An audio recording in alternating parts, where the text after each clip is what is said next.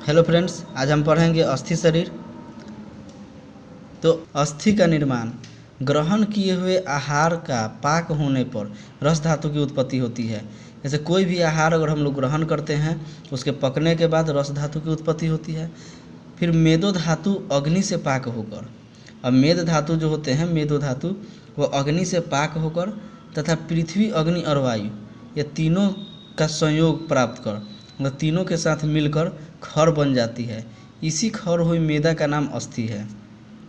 अस्थि की व्युत्पत्ति अस्यते इति अस्थि, जो अधिक समय तक टिका रहता है वह अस्थि है। जैसे अब अस्थि की संख्या तो अलग अलग मतों के अनुसार अलग अलग अस्थि की संख्या है। जैसे चरक के अनुसार 360 अस्थियाँ हैं। जैसे चारों शाखाओं में मतलब अपर लिम्ब और लोअर लिम्ब दोनों में 128 है 128, मध्य शरीर में 140 है 140 और ग्रीवा से ऊपर यानी नेक एंड हेड में 92 है, तो 360 हो गया टोटल। चरक के अनुसार अस्थियों की संख्या 360। तो इन्होंने अस्थि के समान कठिन होने वाले जैसे नख, दांत, दंतोलूखल को भी बोन माना है। सुश्रुत के अनुसार अस्थियों की संख्या 300 है 300। तो चारों शाखाओं में यानी अपर लिम्ब लोअर लिम्ब में 120 है, मध्य शरीर में 117 है और ग्रीवा से ऊपर यानी हेड एंड नेक 63 है, टोटल 300 हुआ सुश्रुत के अनुसार। आधुनिक मत के अनुसार यानी मॉडर्न के अनुसार चारों शाखाओं में 120, मध्य शरीर में 50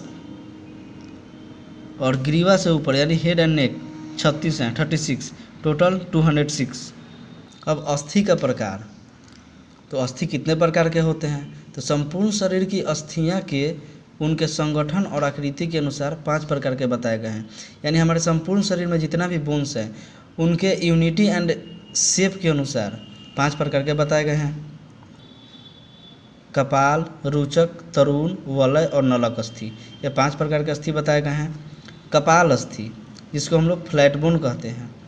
जो अस्थियां मिट्टी के घड़े के टुकड़े के समान तथा चौड़ी विस्तृत फैली हुई तथा चपटे होते हैं उसे कपाल अस्थि कहते हैं। ऐसे मिट्टी का घड़ा आप लोग देखे होंगे, उसके टूटने के बाद बहुत सारे उसके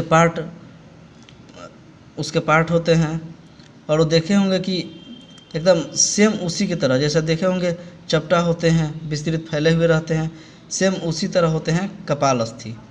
जैसे एग्जाम्पल हो गया patella, hip bone, scapula, zygomatic bone, palatine, temporal, frontal bone, parietal bone. अब आया दूसरा नंबर बोन रुचक अस्थि, क्योंकि मुख में जो 32 दांत है उन्हीं को रुचक अस्थि कहा गया। जो भी हमारा दांत है उसको हम लोग रुचक अस्थि कहते हैं।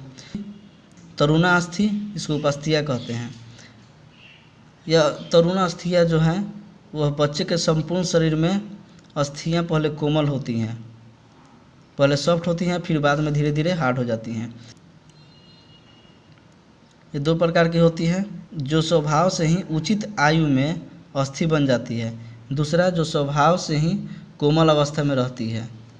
एग्जाम्पल जैसे कार्टिलेजिनियस, नोज, ईयर, नेक, आई। चौथा आया वलया अस्थि यानी राउंड बोन। जो अस्थियाँ मुड़ी हुई गोलाकार है वे वलया अस्थि हैं, जैसे रिब्स एंड वर्टिब्रा।